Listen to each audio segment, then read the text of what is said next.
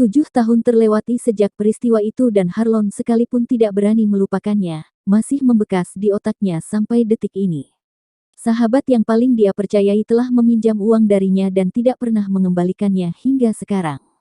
Uang bukan masalah utama di sini, yang membuatnya kecewa adalah keputusan jahat yang telah diambil oleh Malter, yaitu menghilang darinya selama 7 tahun tanpa memberi kabar.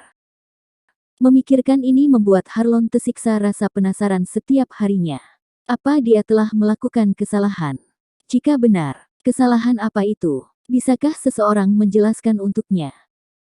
Waktu 7 tahun sebenarnya tidak berlalu begitu saja tanpa usaha.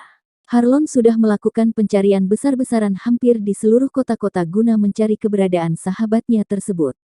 Namun pemuda itu seolah-olah ditelan bumi. Benar-benar lenyap, sama sekali tidak meninggalkan jejak. Paman. Harlon tersentak lalu dengan spontan menginjak rem hingga membuat kepalanya nyaris menabrak setir mobil. Dia terdiam sementara waktu sebelum menoleh ke samping, ingin aku menjahit mulutmu. Sudah berapa kali aku mengingatkanmu untuk tidak meneriakiku. Dia menjewer telinga remaja berseragam putih biru yang duduk di situ. Ah, sakit. Paman, lepaskan tanganmu. Remaja itu merengek kesakitan sambil memegang lengan pamannya. Mendengkus, pria itu akhirnya menarik tangannya dari telinga keponakannya. Sekali lagi kamu mengulanginya, aku akan menendang pantatmu keluar dari mobilku. Tristan menyentuh telinganya yang perih dengan bibir mengerucut ke depan. Bisakah paman bertanya apa kesalahanku sebelum menjewer telingaku? Oh, jadi kamu berpikir bahwa ini kesalahan paman, begitu? Remaja itu sontak menunjuk ke belakang pamannya. Aku menegur karena paman telah melewati sekolahku. Lihat ke belakang. Harlon memutar setengah badannya mengikuti telunjuk sang keponakan. Ini sekolah dasar. Gumamnya. Di balik punggung Harlon, Tristan bertingkah seolah-olah dia ingin memukul-mukul pamannya. Itu dihentikannya ketika pamannya menatap dia curiga. Berdeham pelan, Tristan kembali menampilkan ekspresi kesalnya. Paman, lihatlah seragamku. Apa warna biru di celanaku masih terlihat merah di matamu? Ujarnya dengan nada sarkasme. Sebagai pria yang selalu menyandang peringkat pertama semasa sekolahnya, Harlon jelas bukan orang bodoh yang tidak mengerti maksud dari ucapan keponakannya.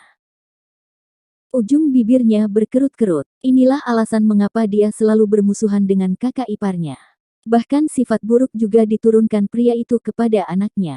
Turun. Kening keponakannya tampak bergelombang. Untuk apa paman menyuruhku turun? Menepuk dahi, Harlon menunjuk ke sebelah sekolah dasar. Gerbang sekolahmu hanya berjarak 10 meter dari gerbang SD. Tristan tergelak. Hahaha. Maaf, paman. Aku benar-benar melupakannya. Kemudian turun dan menuju sekolahnya. Harlon berniat meninggalkan tempat itu sebelum sebuah panggilan telepon datang dari ponselnya. Ada apa? Tanyanya malas. Kami ingin melapor. Ada seorang pria yang mengaku melihat pemuda dengan ciri-ciri seperti Tuan Malter di pinggiran kota dalam 1 bulan terakhir. Kelopak matanya melebar. Bodoh. Kenapa kalian baru memberitahuku sekarang? Maaf bos. Kami sebelumnya tidak yakin. Siapa yang tahu bila dia berbohong karena ingin mendapatkan hadiah darimu. Jadi kami mulai bertanya-tanya kepada orang-orang di sekitar untuk memperjelas hal ini. Harlon mencubit alisnya untuk menenangkan diri. Lalu, kalian menemukan bukti. Kami menemukannya. Akan tiba di meja Anda sebentar lagi.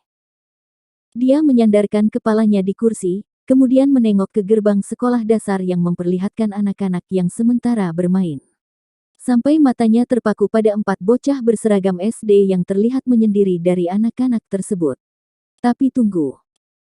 Harlon mengeluarkan setengah wajahnya dari jendela mobil guna mengamati bocah itu. 2 dari 4 bocah sedang membelakanginya sehingga Harlon hanya bisa melihat wajah 2 lainnya. Dek, tidak mungkin. Wajah itu mirip dengan bos. Harlon tersadar dan berkata, tunggu aku di kantor.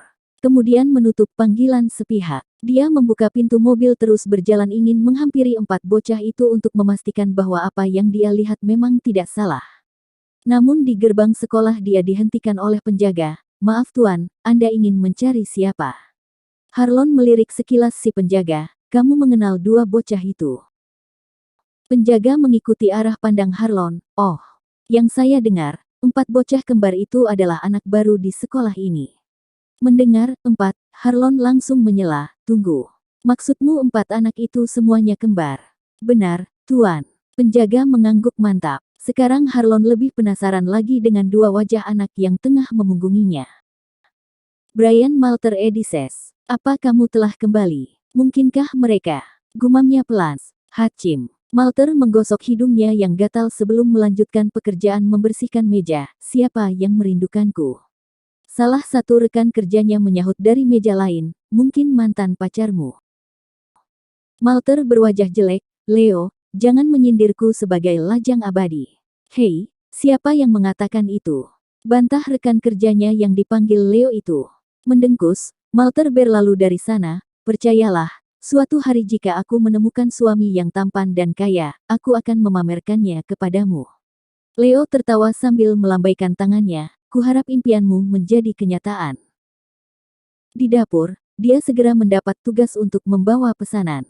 Mal, tolong antar ini ke meja nomor 7. Tentu. Malter mengambilnya lalu berbalik pergi. Pelanggannya adalah seorang pria kantoran berbadan gemuk. Begitu dekat, Malter mengulas senyum ramah di bibirnya, pesanan Anda, Tuan.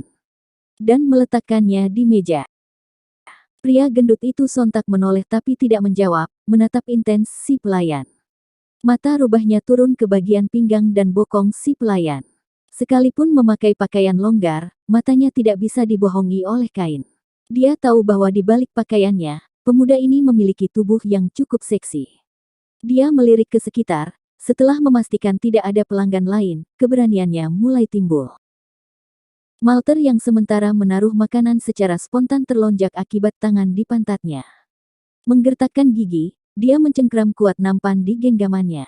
Tangan pria gendut bergerak pelan membentuk pola lingkaran. Pelayan, bokongmu sangat kenyal dan indah. Kemudian meremasnya. Jangan bertanya apakah Malter marah atau tidak, Tuan, Anda sangat tidak sopan, tolong hentikan. Peringatnya. Namun pria gemuk sepertinya tidak menggubris ucapannya, jika kamu ingin uang, kamu bisa tidur denganku.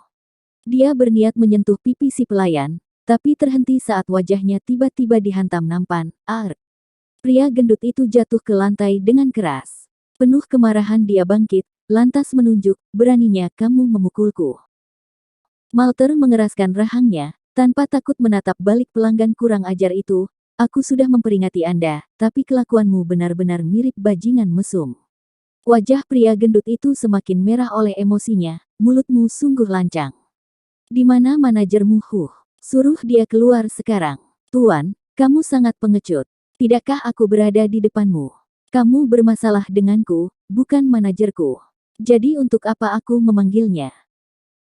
Teman-teman kerjanya yang menyaksikan pertengkaran keduanya segera pergi memanggil sang manajer kafe.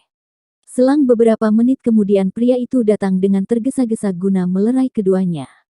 Setelah keduanya tenang, manajer mulai bertanya kepada pekerjanya, apa yang kamu lakukan? Ini sudah kesekian kalinya aku melihatmu berkelahi dengan pelanggan. Malter mendengkus kasar, dia melecehkanku. Menurut bos, pantaskah aku diam saja jika diperlakukan demikian? Namun pria gendut membantah dengan keringat dingin di pelipisnya, dia berbohong. Tidak mungkin aku melakukan hal kotor seperti itu. Lebih baik kamu memecatnya, dia pasti akan terus merugikanmu jika kamu mengabaikan perkataanku. Apa katamu? Sontak Malter bangkit hendak memukul pria gendut itu tetapi kali ini sang manajer dengan sigap bergegas menahannya. Malter meronta-ronta, bos, lepaskan aku. Biarkan aku menghajar pria gendut cabul itu. Malter, tenanglah. Manajer benar-benar kesusahan menghadapi Malter yang bertubuh sedikit lebih besar darinya. Karena tidak tahan lagi, dia akhirnya memanggil karyawannya yang lain agar membantunya menahan Malter. Pria gendut melihat itu, dia mengigil ketakutan dan melarikan diri. Manajer memegang rambutnya dalam raut putus asa, dia belum membayar. Lantas memandang Malter dengan api di matanya, kalian, bawa dia ke ruanganku.